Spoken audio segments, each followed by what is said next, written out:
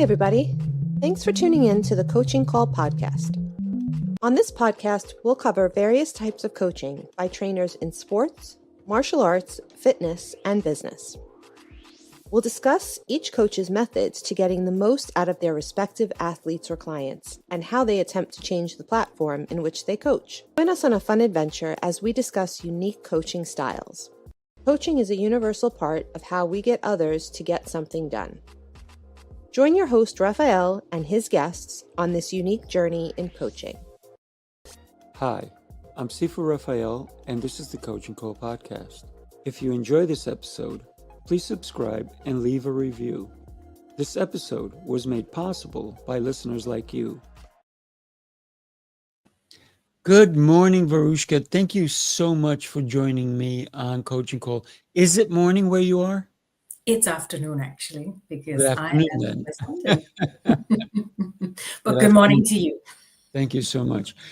I am excited to get to know you a little bit deeper today. So let's start the question that I love asking people, because a lot of times our childhood is really where we get so much information and we don't realize it till later on, right? So where were you born and who influenced you before the age of 10? Oh, wow. Okay. So I was born and brought up in South Africa on the East Coast in a little, not so little town called Durban. And I guess the person who influenced me the most before I was 10 years old would have to be my mom. I saw her as quite a strong, powerful woman and a role model. And yeah, I was just amazed by all the many things she could do with the 3 kids that she had already. Right. Wow, beautiful. So what's one of the things that really stands out about your mom? She was someone who was not afraid to try something new. And she really believed in herself. And she would fail. For example, she would try a new hobby like flower arranging. So it wouldn't be perfect. She'd go for the classes, she'd do the lessons. Some would come out great, and then or it would flop in the beginning. And then eventually she'd do it and it would look amazing. Because what I realize now, looking back, is that she really believed in herself. And because of that, I think that sat with me, that you could try almost anything or do anything if you really believe in yourself. Right. Yeah. That is the key, I believe, that you can do anything as long as it's physically possible, right? I think the mind is so beautiful because it can take us to places we never imagined. Absolutely. Right.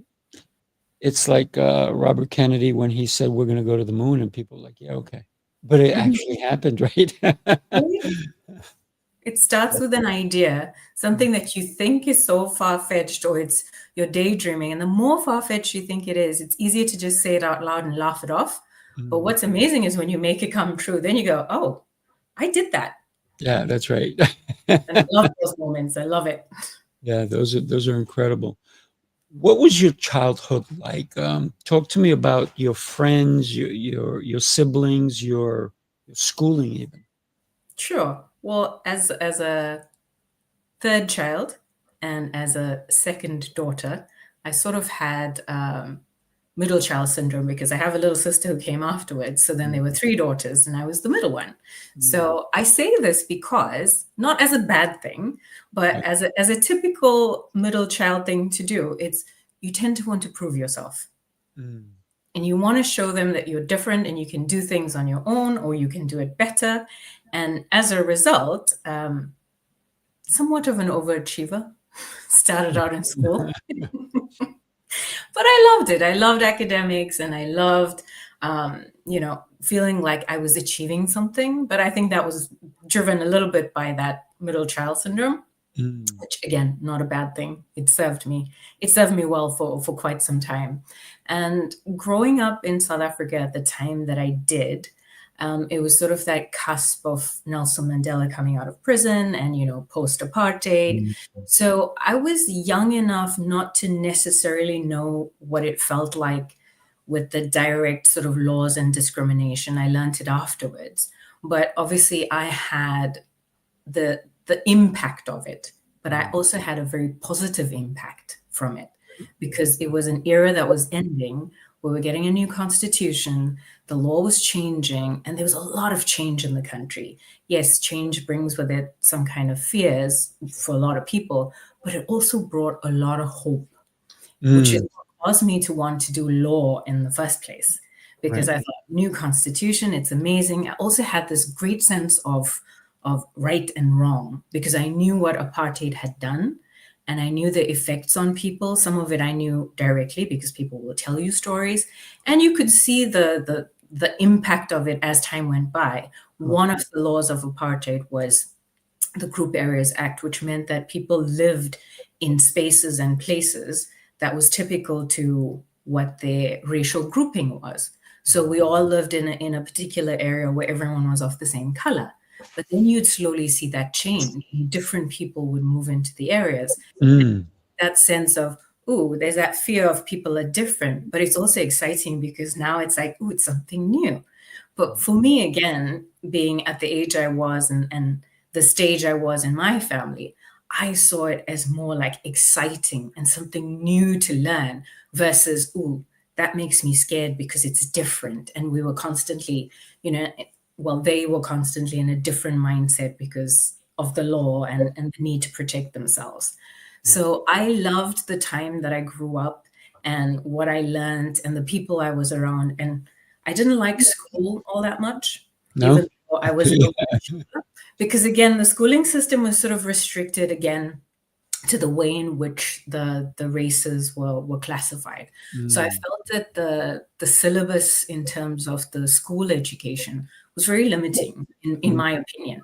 I right. wanted to learn so many more sort of different topics, and I didn't want to have to learn Afrikaans. That wasn't my mother tongue, or it wasn't a language that made sense to me. But I had to learn it. Now I have some respect and understanding for it. But as a kid, you don't want to do that, right? So, Right. and I admit that.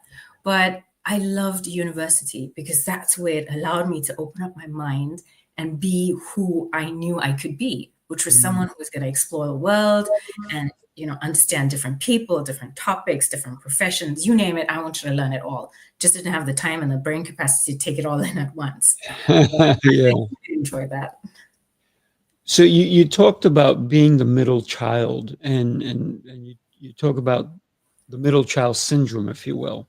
Mm. But I think being a middle child is a beautiful thing because you get to look at somebody who's maybe done some of the things you want to do, and then you could be the example for the younger one who may want to do what they've done, but you're now doing it, and then you're guiding them. So it's almost like a bucket, right? You're receiving, but yet you're pouring out as well. How is your relationship with your siblings? They're actually very good because it's funny you should describe it that way. I think the bucket analogy probably doesn't work too well in the sense that I think it goes both ways for me. So I Okay, receive and I give right. above and below, if that makes Nice. sense. Yes, Yeah. yes, yes. Yeah, and as sisters, we're very closely knit, and we really look out for each other. In fact, I smiled a little extra when you used the bucket analogy because that's Right. exactly what I do with my younger sister. But it also works both ways because she has a lot of wisdom to share with me, despite the age difference. And again, it's something that's really priceless to be able to have that. Close relationship with siblings because there's a sense of family and sometimes it's duty that parents create, but it's not a bad thing. Again, it's really nice when you respect each other and you look out for each other rather than compete with each other, and it gives you a sense of safety that you can't quite get from any other relationship unless you've cultivated like that over years, and having lived together as we grew up and then moved away and still stayed connected. Yeah, yeah. So what's the age difference between your older and your younger? Oh, wow. There's 5 years between the older one and Mhm. 8 years with the younger one. Wow, so truly Truly. wow. Yeah. Yeah. And I love that you talked about that it goes both ways, the bucket, right? Because to me, I agree with you 1,000% because even when we acquire a client, if the client can't give me something, then I don't necessarily want to work with that client, right? Because they Absolutely. have to have value already. for me, right? And your sisters had value. Obviously, the older one had more skills than you did at one point until you kind of caught up, right? And maybe you surpassed, but they still have different skills than you do. Same thing Yes. with the younger one. She had to catch up to you, maybe catch up to both of you, right? So her ladder was harder to climb, but you guys were there lifting her along anyway. So that's a beautiful thing about sisterhood or brotherhood or just family when you have a uh, kind of connection, right? Um, when we think about family in general, Mm. uh, it's sometimes we're very fortunate to the family we're born into.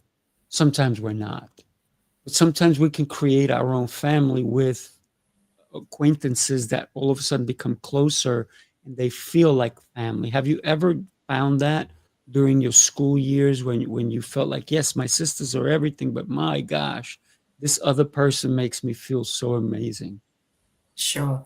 I can resonate with that, except it's slightly different in terms of where and when I found acquaintances and friends who became family. Mm, And so, I said I like doing things differently and sort of proving that I'm different and I want to explore. And right. so 11 years ago, I moved from South Africa to the UK, Mm. and all of my family are still in South Africa.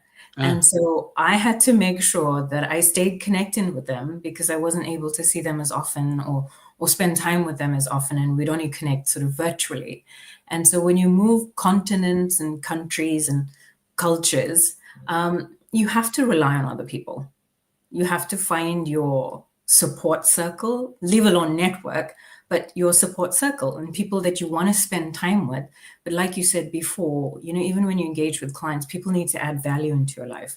So you're looking for those people who you can connect with, that it's not just about fun times, but it's also about, hey, I'm having a bad day.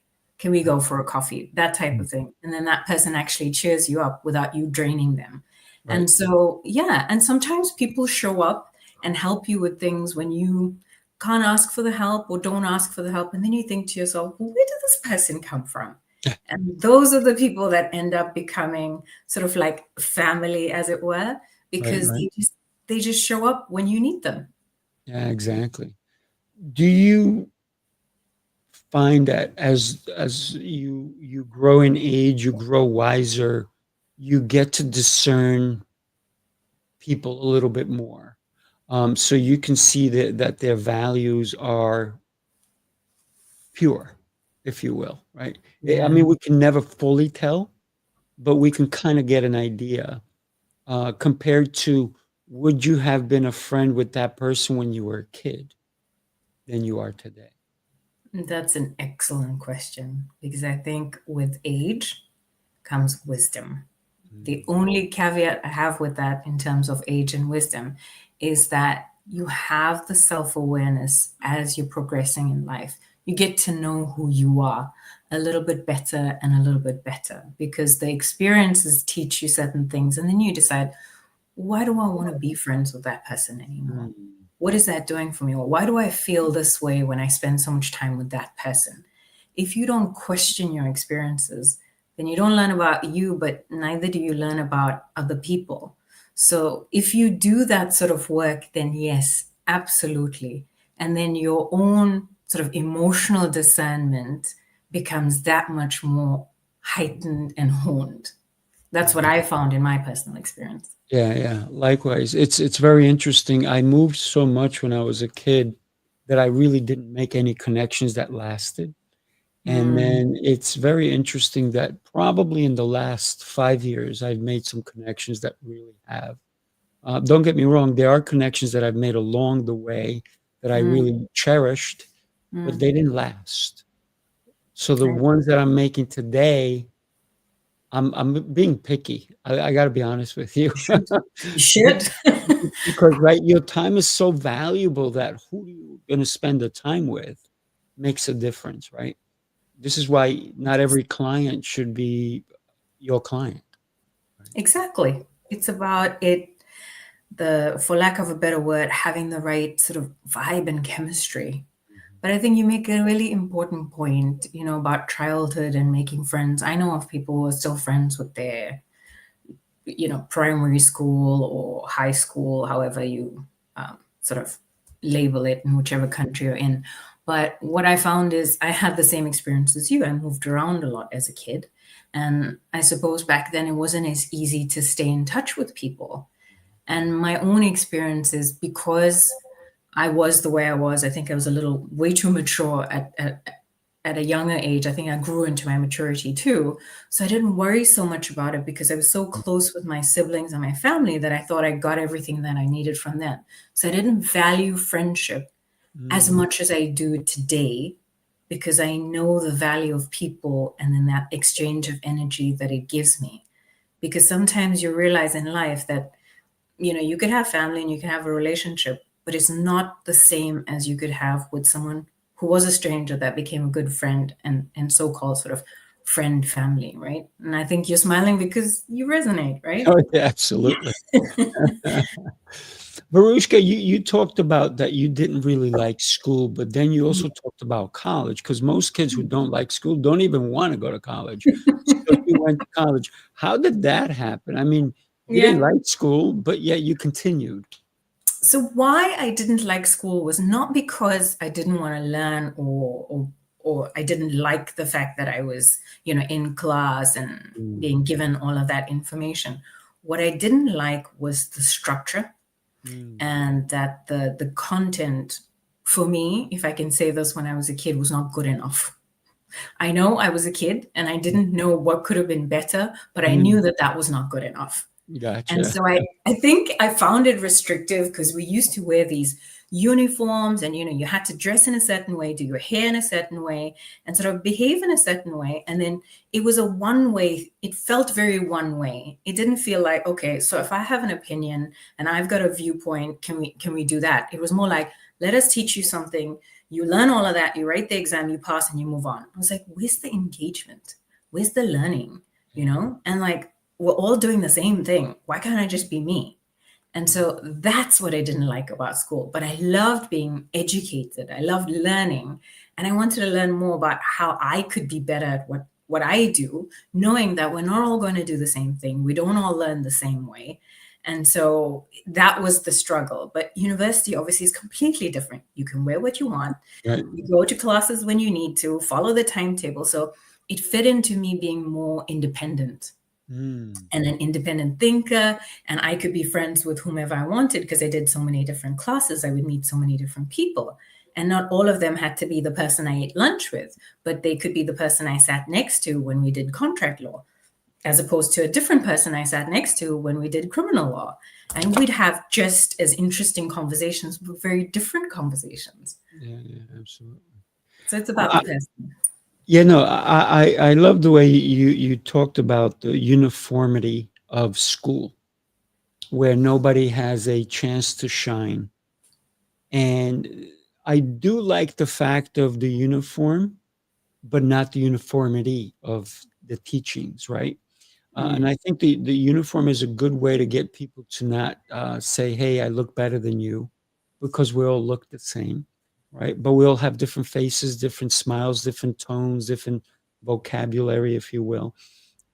But being able to, and I think that starts even in high school for some schools, where you start to go to different classes and you can elect what classes you want to take. And that's what university was for you. And I think that if we started that a little bit earlier, obviously we can't have art all day long because kids, all they want to do is go to art or go to gym, right? But some kids don't want to go to gym. So why are we forcing anyone to do the wrong thing that's not aligning with who they seem? They should try it once at least, right? Give it a shot. Yes. I remember I did shop, and then I did home economics, and then I did cooking class, and when I was in middle school, and I actually enjoyed them all. Nice. Nice. I even did a typing class. I'm dating myself. It's not easy when you're 104 to talk to people about back in the day, but when you consider schooling is such a great place for people to be able to use their minds, but the younger level of schooling doesn't allow that until you get to university, until you get to expand on where you really want to learn, or where your skills are, right? Because I've Yeah. known a lot of lawyers, a few actually, not a lot, but a few, who even passed the bar Mm. and no longer lawyers, because Yeah, that was not their calling. that happens. That happens, as you know. But I will make one point about the school and the uniforms. My version and my interpretation of school was based on when I was growing up, and it was public school. The schooling Mm. system has changed a lot. Also, I have nothing against uniforms. It just was not flattering to me. I would have preferred to choose a different uniform. Of course.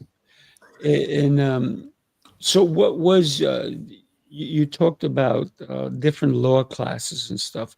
Hmm. Why did you pursue law when you did go to the university? What was The the drive. excitement about? Mm. I think the drive was because I always had that sense, like I told you, of right and wrong and fairness. And it just made sense that law would be the right place. I liked the structure as well. So it's good to work within a structure because you need that. You know, you need rules for society to operate. You can't afford to have chaos, right? So that's what structure is needed, and it has a purpose. It's when we can't flex or find a way to resolve something and be flexible, that's when the problem comes in. So for me, I don't have a problem with the law. I think it's how it's used sometimes is the issue. So, and I loved the subject matter that I was learning. I loved the concept of the new constitution that we got when we did, which was more than 30 years ago, and how it was going to change things, because that brought a lot of hope, and it brought a lot of sort of cathartic healing to the country as well. So for me, as a young person who wanted to go into law, like I said, it was a very hopeful time. And so with that sense of right and wrong and what that was going to do for us, it was the right time for me to do that. Mm. Of course, it was also colored by the fact that, oh, well, as a young person, when you're trying to figure out what to do and you have no clue what your life is going to look like or what a calling is and how to figure out your calling, you pick the thing that resonates with you the most at the time, if you're able to do that. I know of a lot of young people who pick something because that's what they got into, and that's what someone told them to do, or they just waited for the thing that worked out and they're like, I'll figure it out later in life. I just had so much of clarity at that point. I was like, no, that makes sense. I'm going to do law. I looked into engineering and I looked into all the other typical things that people say you should do. And doctor was not going to be one of them. That much I knew. And so, you know, you also fall into that trend when you're growing up and what your parents would love to see you do, even though my parents didn't tell me what to do. They're like, if that's what you want to do, then we'll support it. And so it all felt right at the time for me. Nice, nice. So you got to meet such a variety of people, if you will, in college. You're doing law. What happened after college? Did you pursue law? Did you continue Oh, with it? yes. For how long? Yeah, for a while actually, in different shapes and forms. So when I finished law school, when I finished my first degree, I started a master's, and then I thought, oh no, I need to go and work. So I decided to apply for what I thought was going to be good stepping stones for a career in law, and one of those is clerkships. You know, in the judiciary. So like people go and do clerkships in the Supreme Court, or they do something at the White House in the US. I went and did a clerkship at the Supreme Court of Appeal, and then I went to the Constitutional Court of South Africa. So those are the two highest courts in South Africa, and I was very lucky to get a placement in both of them. Wow. And I loved it. I absolutely loved it because it was my first job, and it was meant to give young lawyers a stepping stone into their legal careers. You're not meant to stay there. You're meant to work with these brilliant minds, these judges on the bench, and you meant to do research for them, you meant to get legal opinions done, and you discuss the cases with them. I mean, that is just like phenomenal for a young lawyer, because you're dealing with the minds that are actually shaping the law of the country. And I was super lucky because I even worked for the Chief Justice of the Constitutional Court at the time, who's now late, but he actually defended Nelson Mandela in the Ravonia trial. And so I know it sounds like I would be ancient by age, but it's not true, because time passes quickly, and he was quite old when I worked for him. But that was amazing. And so I loved that. And I thought, I'm going to be a judge. But how am I going to do that? I'm only in my early 20s. So that means I have to learn a lot about life, and a lot about the law, and a lot about practice. And so off I go, right, into this law career. I have to do articles, or the legal training before you write the exam, which we would call the board exam. And then you get qualified, and then you can practice on your own. And so I go into a law firm and I do that. But in the back of my head, I always knew that I wasn't going to be going for the track of partner in a law firm, because that was not, it didn't have a good reputation, nor was it something that I desired. And having set my sights on becoming a judge, I thought, oh, well, I need to learn a few things in a few different environments. And as I was working in the law firm, I thought, oh, maybe I need to understand business. Because, a lot of cases that come before the court has to do with businesses too. So maybe I should go and work sort of in-house corporate lawyer, see what that's like, and learn as much as I could.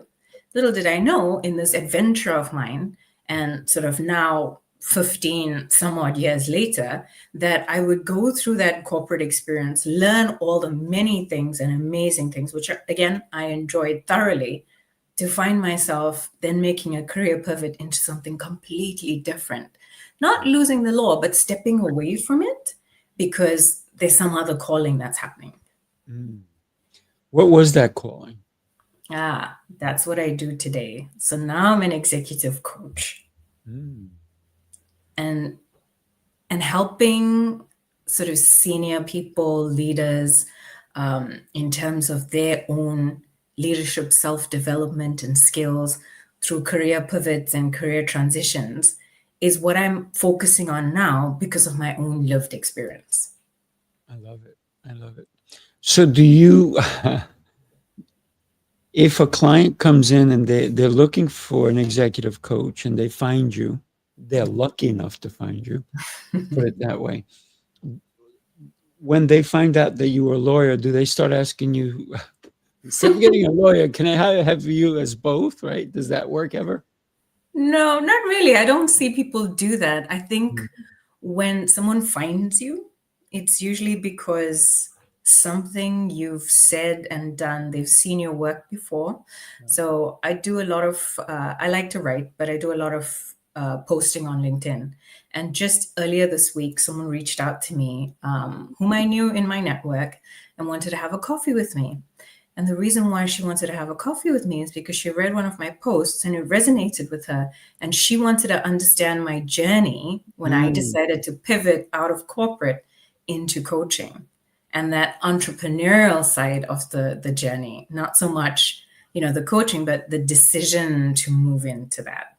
And that was interesting. That was really interesting because people will know why they're coming to you. It's not a surprise. They will know what your background is, but they'll know why they need to speak with you. That's how I feel.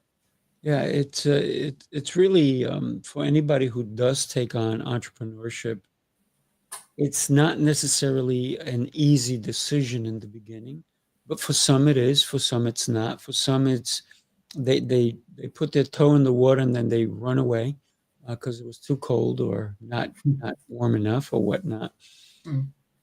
But it is something to be said about it, because now everything relies on you when you first start, right? Yes. You can eventually expand to make it bigger and bigger and get more people under you to help you along.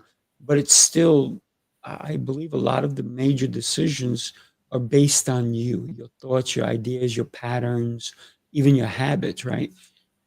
Because there's a lot of, and the word solopreneur really came out because so many people thought they had to do everything, every little thing by themselves. They could not have help. And as an entrepreneur since 1990 myself, probably even earlier than that, I I know that I can't do it by myself. If I don't have people helping me out, my gosh, I would be so lost. Absolutely. So how does that equate with what you are currently doing and how you're helping people transition from um, what you do? And you had this coffee with this young lady, Mhm. and I'm assuming you guided her and helped her along. Absolutely. Yeah. I think what's important to answer your first question, I think solopreneur is probably accurate for a lot of people starting out because talking from my own experience, you got to shift that mindset. Mm, You got to go from employee to CEO. And whilst it sounds like it's easy, it's not easy because you've been in a certain type of structure for so long. And a large part of the time, whilst you could make decisions, it wasn't always yours to make, or you didn't always have the permission to do the things the way you wanted to, when you wanted to, and how you wanted to. And I think that's the desire people have when they come out of it is to have all of that freedom, but then you don't know how to structure your own freedom, if that makes sense. mhm. Oh yeah, Yeah. absolutely. And of course, like with anything, whether you're working in a corporate, you're out of a corporate, or just running your own life, you can't do everything on your own. You do have to ask for help, but you do have to learn how all the different pieces work together because it's not okay to hire someone and then just outsource everything to them. Just like manage my calendar for me, why don't you? And so it doesn't quite work like that, right? Mm, But you do need people to be able to bounce those ideas, to make sense of it, to design it in ways that really work for you. But at the end of the day, it is on you because mm. it's your business, Oh and, yeah. and you should understand its inner workings. And I think that's the biggest learning curve because you want to do everything all at once. You want to know everything at once because that's the flaw of being an adult, first of all.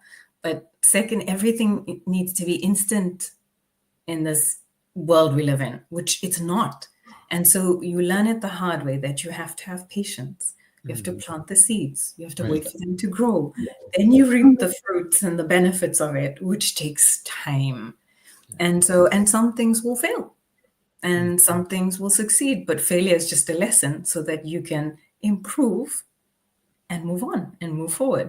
So I think it takes a lot of resilience too, which is why a lot of people give up in the beginning Mhm. or at somewhere along the journey. And that's why most businesses obviously have that 2 to 3 year sort of window of success or potentially of succeeding. But to answer the other question, I mean, guiding people and helping them through that transition, I think everyone's journey is going to feel different, even though it's going to have those common factors in it. It's going to be their journey. And Right. what's most important I found for me, and which is what I shared with the young lady earlier this week, is about being honest about what it's like. It's Mhm. not easy, and it's not a straight line, and No. it's messy, but Yeah. messy in a good way, Yeah. because nothing in life is a straight line. And it's not about, oh, I'm ready to do this, whether it's that career pivot or that change. It's about trusting yourself because it feels right. You've put Mhm. everything you needed to put in place. You don't know if it's going to work for sure or not, but the truth is, you never really know, right? Until you do something. You can put everything in place, you can have all the resources, you can have all the people, but until you do it and it succeeds, that's when you know it succeeded. Yeah, So absolutely. faith, yeah. Mhm. So the resilience and the faith and a little bit of intuition and self-belief Mm. is what we need. Yeah. It's so important to have even people who help you with planning, right? Because one of the things I do probably at the end of this month, I'll be doing that with my staff. In one of my businesses is planning the whole next year, right? And then in my other business, somebody says to me, "Can I do this?" And I'm like, "Talk to the front desk; they'll tell you." I said because they're like, "Yeah, but you." I'm like, I just show up. They tell me when to show up, and I show up and I do my thing. But the calendar's with them, right? But I don't do that for all my business because they're different, right? Yeah. So it's important to understand that there are other people who are going to play a role in your own growth. But as long as their role will be well played if they see growth for themselves. Yes. Yes. It's a Because, win-win. yeah, It's like, it has to be, but that's when you can trust them as well and leave that particular part of your business with them. One, because you've hired someone whom you saw has potential and the right expertise and room for growth. But more importantly, you could trust them with that part of your business to say, okay, we know each other now. We've worked together for a bit. I can leave that with you. And when you leave that with them, that also lets them know you believe in them. yeah. And that's when they grow and you get the benefit of it, because then that's one less thing for you to worry about. And your attention needs to go somewhere else because you can't do everything. Absolutely. Varuschka, what's some of the trials and tribulations that you went through when you transition out of Loa to an executive coach? Because a lot of people go, yeah, I'm leaving because I have 100 clients. I don't think that really happens for everybody. So what were some of the trials and tribulations that you had? I think, there'll be the external ones, which is typical, do I have 100 clients or do I have to build my client base? And then the systems and the processes and the people. But I think for me, the biggest ones that stand out is more the internal shifts. And one of the big things is identity. And that's because, one, you shouldn't really identify yourself with a profession because you are who you are. I was still me before I did law school, before I qualified, before I worked as a lawyer or a corporate executive. And frankly, even as a corporate executive, I had a lot of different titles and, worked in a lot of different places, but I'm still me.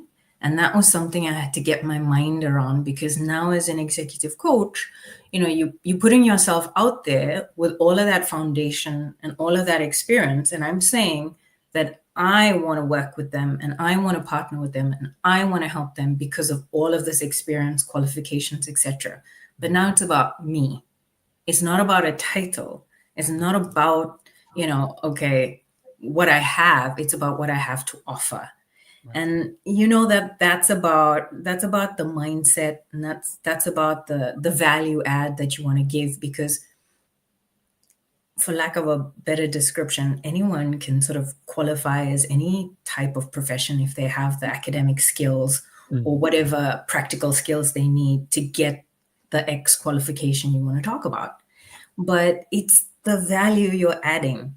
And now to be able to tell that story and to share that value in a way that resonates with people without it becoming an advert for you need to get this lawyer because they can do X, Y, and Z for you. It's more like, if you want to grow, if you want to develop, if you want to do this for yourself. So it's a more how you see it benefiting you in a way that's resonating from the inside out, which is very different. It's very different from just saying, oh, I'm a divorce lawyer, I can do that for you. Yeah, absolutely. And I like the fact that you talked about to not classify yourself, right? Because, and you even talked about earlier that you met different people in the particular different environment you are at. So I think that the variety of who we are can expand our identity, the way people see us, right? So, Yes. Let me share this with you and then we'll come right back. Sure. You followed the rules, tried the restrictions, counted the carbs, the steps, and the failures.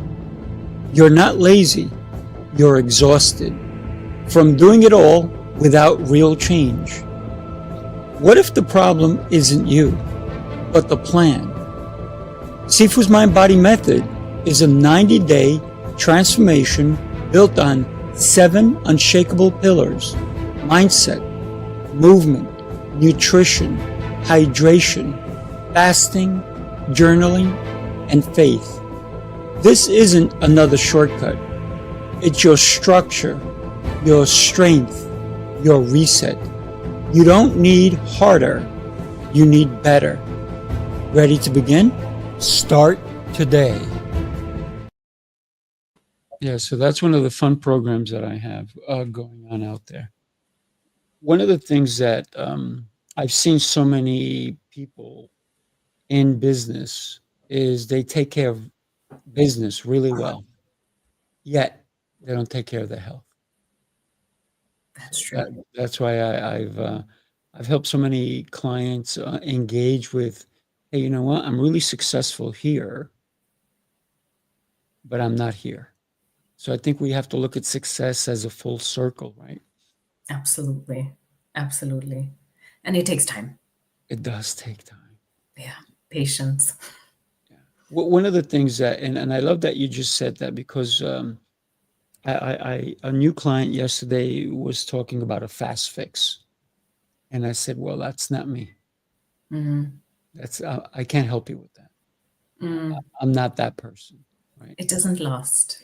No, it doesn't. It's a quick fix. It's a Band-Aid. And I said, listen, you've had Band-Aids. How do they feel?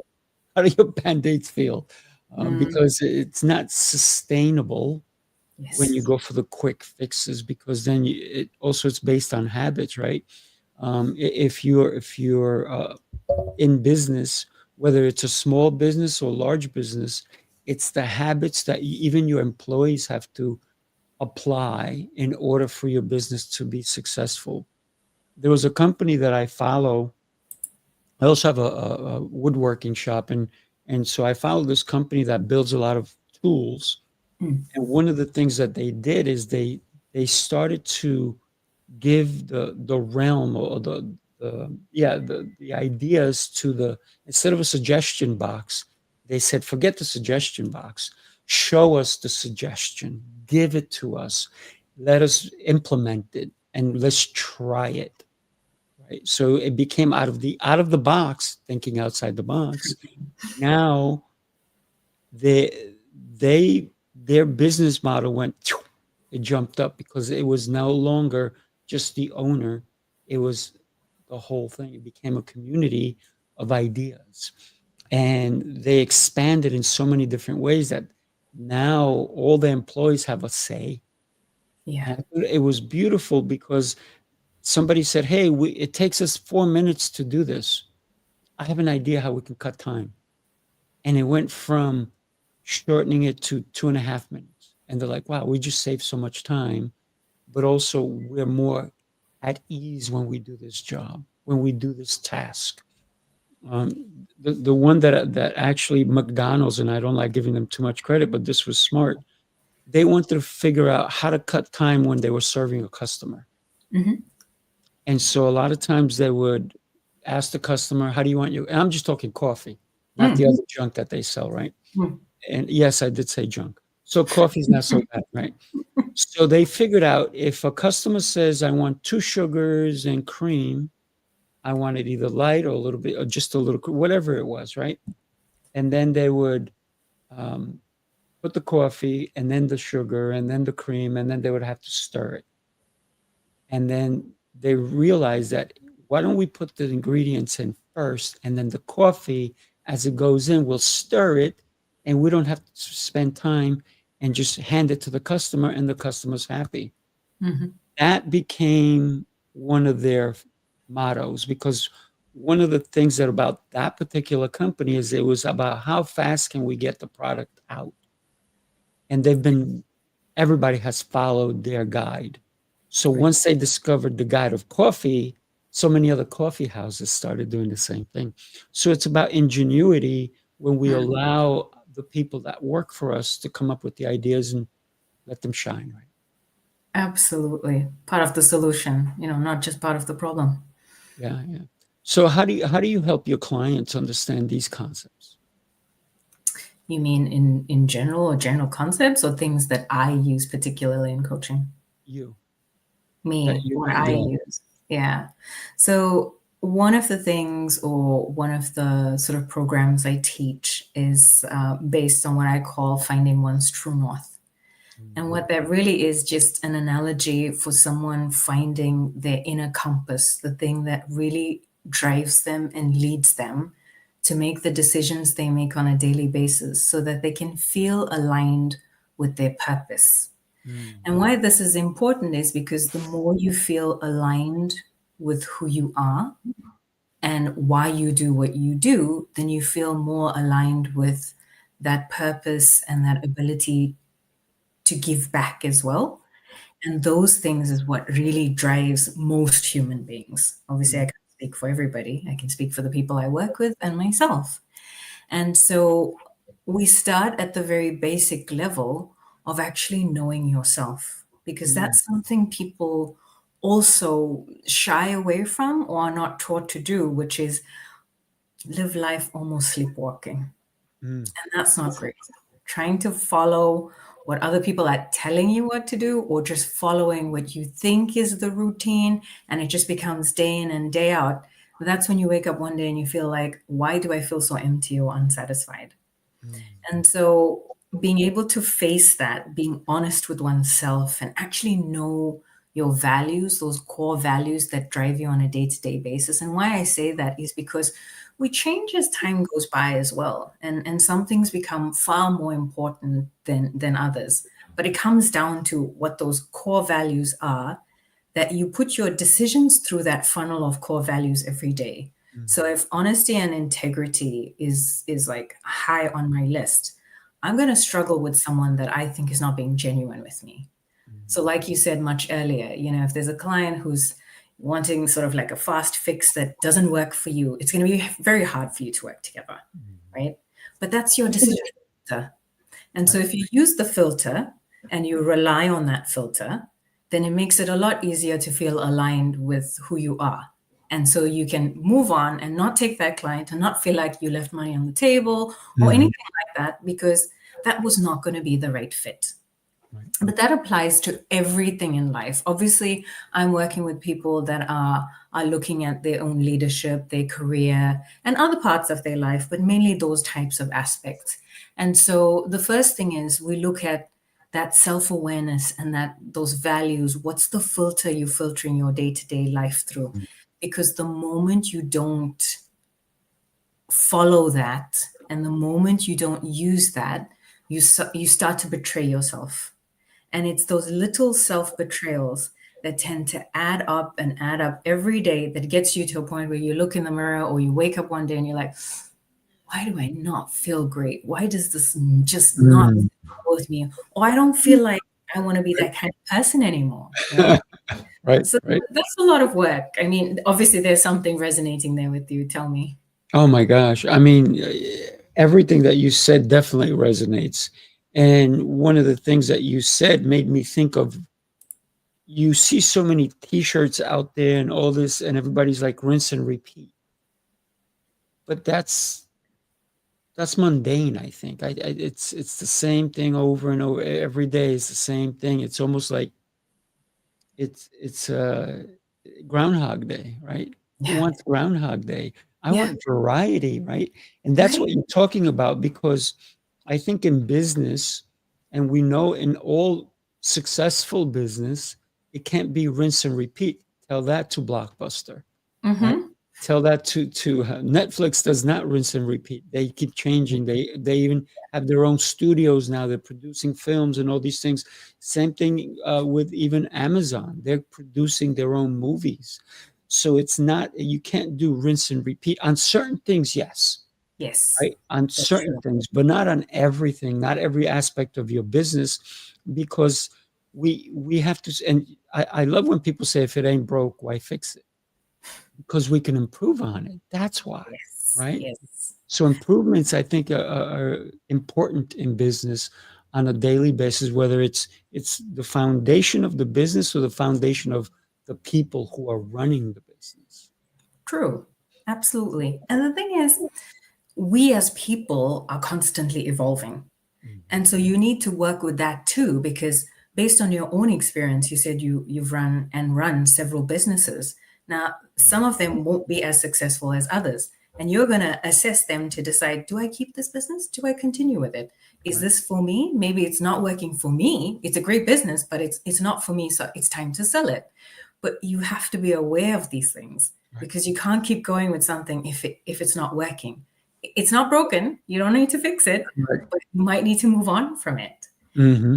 That's another thing that's quite important on what I work with and teach people as well, is because you have to recognize whether something is working for you. Are you in the right environment?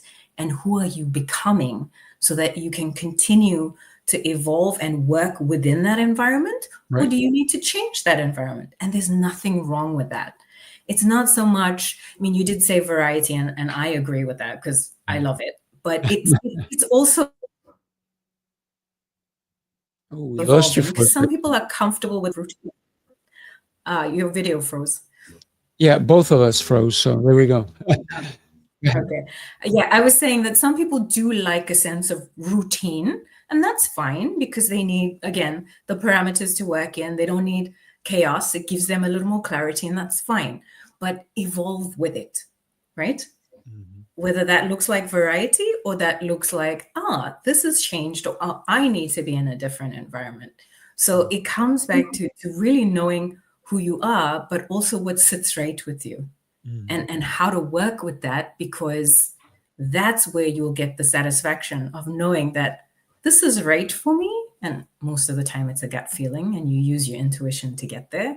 But you also need to be able to see what's in front of you and be honest about it. Yeah, yeah. I think you have to do your own due diligence on a lot of different things. When I look at a location, I do so much research. Oh my goodness! And I have a place near me that it's about 2 blocks away down the main road, and they transition every couple of months. It's a new restaurant, a different restaurant, a new one coming, and it's been like that. I would say for the last 10 years. And Wow. I'm thinking that the people coming in are not doing the due diligence. Why are all Mm, these businesses closing? mm, So I think in business, and it doesn't matter if it's a physical business, a virtual business, a online business, I think you have to do your due diligence as to, is this viable? Is this a viable business that I'm getting involved? Is yes. this a viable partnership even, right? And then do your due diligence on your partner. Are they reliable? Have they been burnt before by someone, and how are their takes on? So there's so many variables that go into business. As an executive coach, you know this firsthand because you deal with people in all aspects of business. What's one of the biggest aha moments that you've had In as an business. executive? Yeah, as an executive. An aha moment. I think there's always so many aha Mm, moments for different reasons and different aspects, but I think it's the when you find your own way of doing business. mm, You know, there are systems, there are processes, there are structures, and there are people to help you. But you have to find yourself, you know? You find it's not just about finding your voice or your method of it. It's really about your own routine, your own signature on it, if you mm, will, if mm. that makes sense. It's like I Right. can use anyone's template, but I have to make it my own. And how to make it your own actually is through patience and sort of an evolution, because it takes time. And I Right. think it's that patience and that evolution is the aha moments, because when you first starting, you want everything to happen quickly and you assume it's going to happen quickly. Mhm. And you know you're supposed to have patience, but you don't realize how much patience Right. and how many times it will evolve. It'll Mm. still be you, but it Right. will keep evolving. And those Right. are my aha moments. It's just someone can tell you, but you don't know and understand till you feel it. Yeah. I think you hit it right on the head. Patience is one of the biggest things in business, because sometimes you may have to wait something out for it to come to fruition. So a lot of people, they're antsy. Quick story. My dad, boy, I am talking about early 80s, maybe even late 70s. He bought back in the day to buy a medallion in New York City, a medallion cab. Mm. Medallion for a cab was super expensive. Yes. He bought two of them for both of my brothers, Wow. and super expensive, super hard to come by. And my brothers could not wait to take those taxis out. They took them out a week before. My father took it away from them, never to be seen again. He resold them. He goes, I can't trust you guys. So Wow. they lost out on an opportunity because of they didn't have the patience. And that was I don't even know if they ever learned that lesson, but I saw it and I was a little kid, right? My brothers were older, and I was like, wow, what happened to the taxis you guys were gonna? Oh no, Dad took it away. Yeah, wasn't meant to be. Because their patience was not there.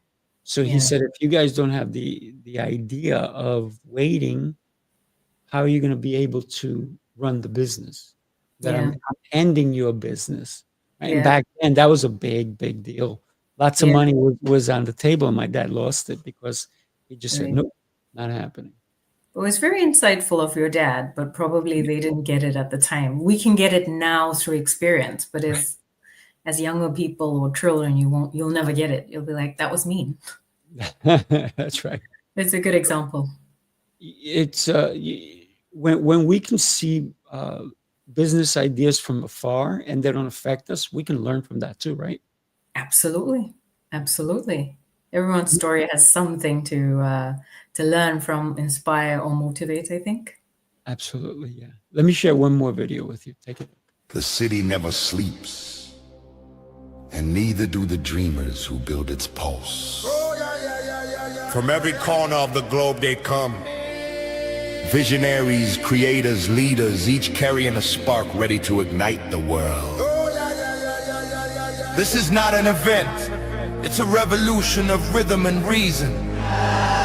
A symphony of minds. A movement of momentum.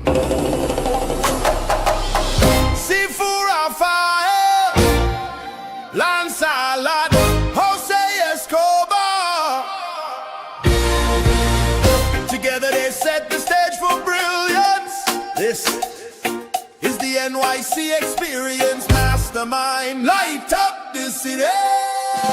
They coming from the east, coming from the west. Knowledge on deck, put the truth to the test. Leaders in motion, hearts in sync, dropping wisdom so deep it'll make you think. They bring stories, sweat and flame, different faces, one shared name. Elevation, that's the sound. NYC experience, mastermind, where purpose is found.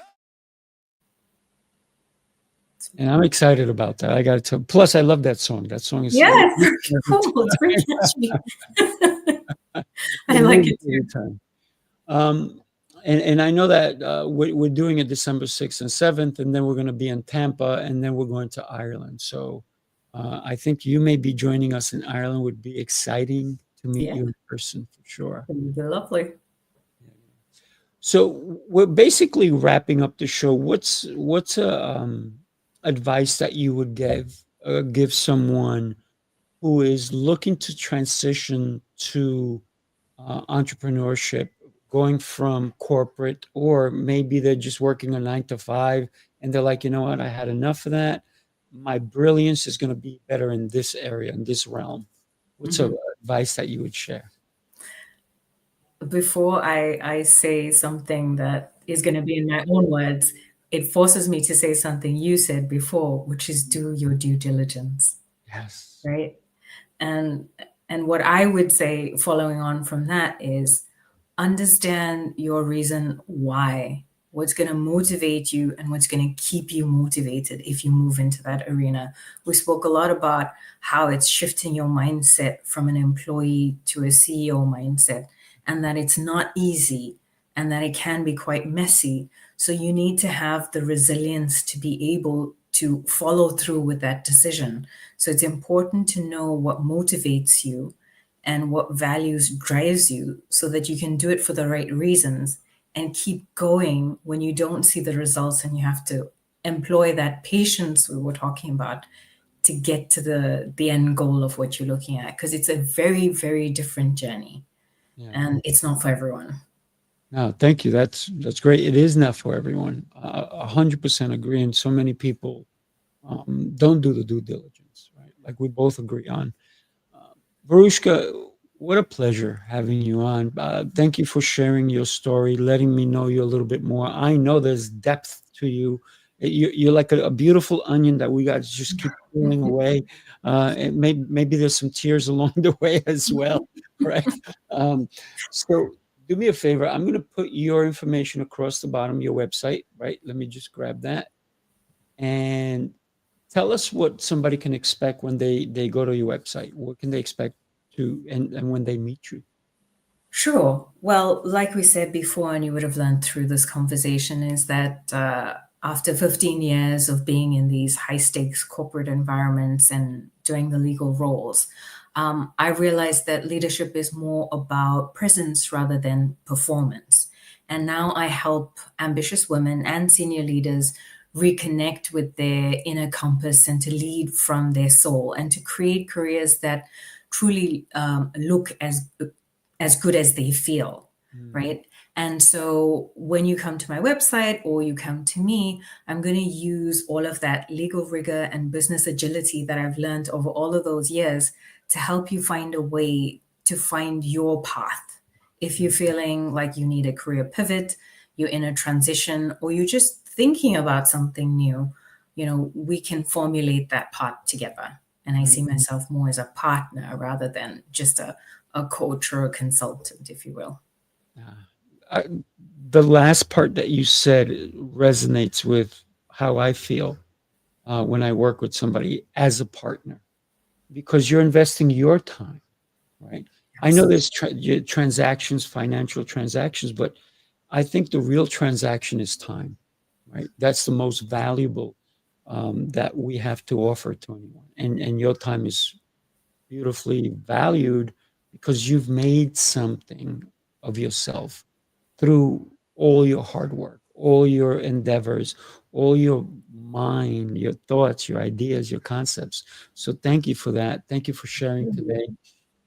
I'm going to suggest to everybody not only to hire her as a coach, but follow her. Right? This woman is amazing. I just love the conversations that we have had so far. Can't wait to have some more, and can't wait to meet you in person. Everybody, do me a favor, share this show. Somebody out there needs to hear the messages that were said to them. Thank you, Varuschka. Thank you so much. Incredible pleasure. Have a blessed day. And you take care. All right, everybody. See you soon.